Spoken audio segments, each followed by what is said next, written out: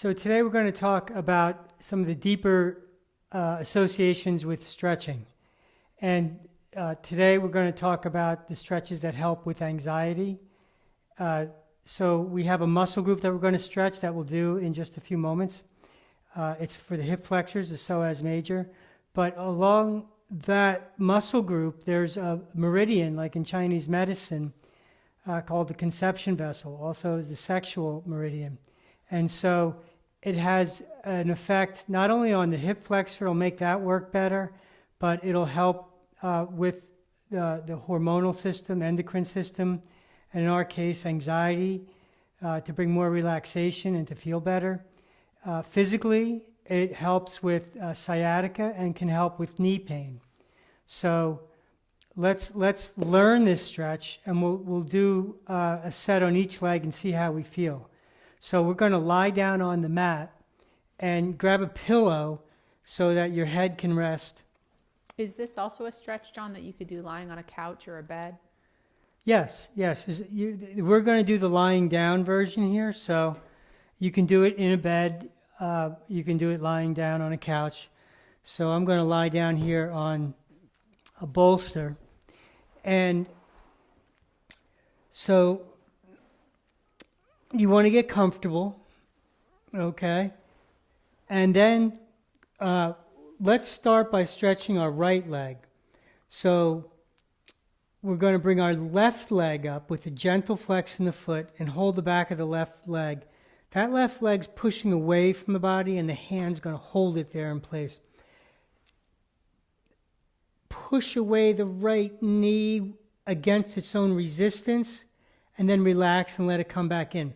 So your target leg is coming into your body, and as you resist, you push it away, let it go on the way in.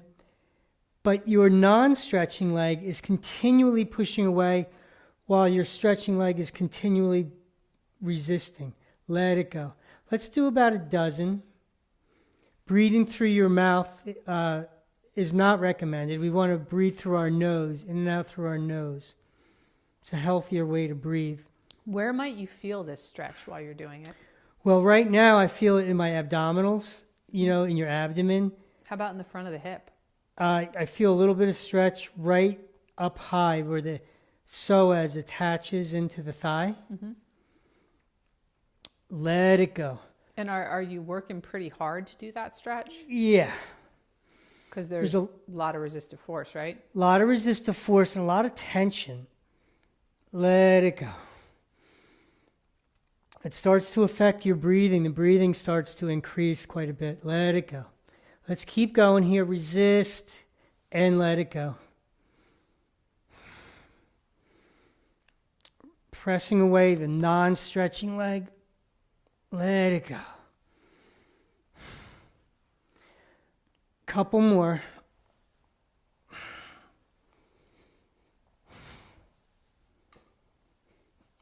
All right.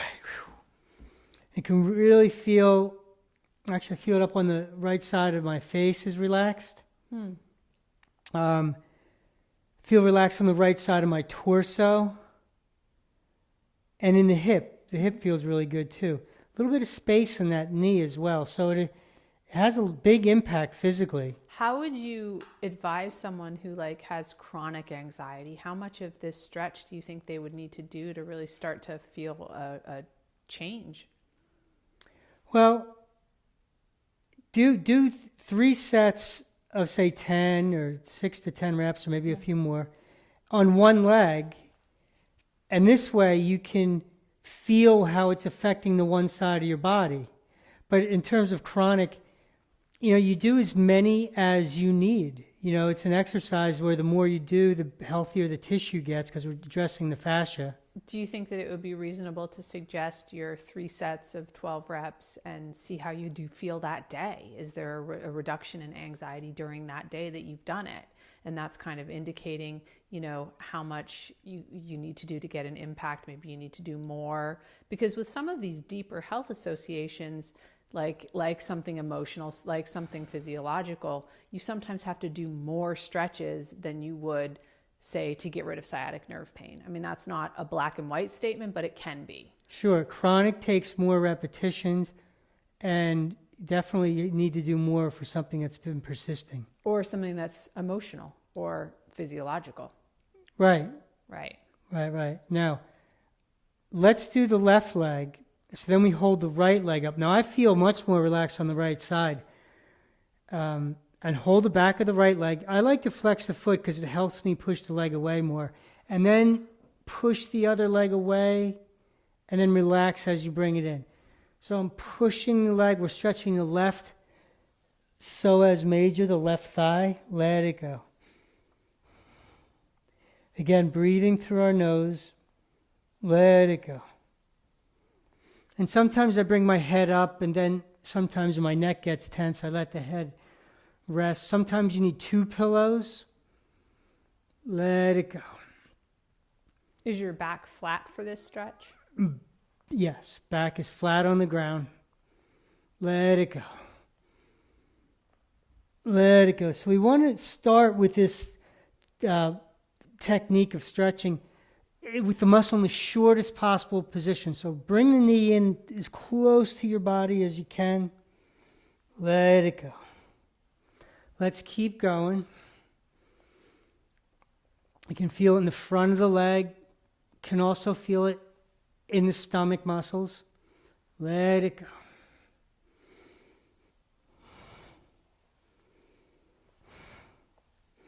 Resist continuously all the way through the range.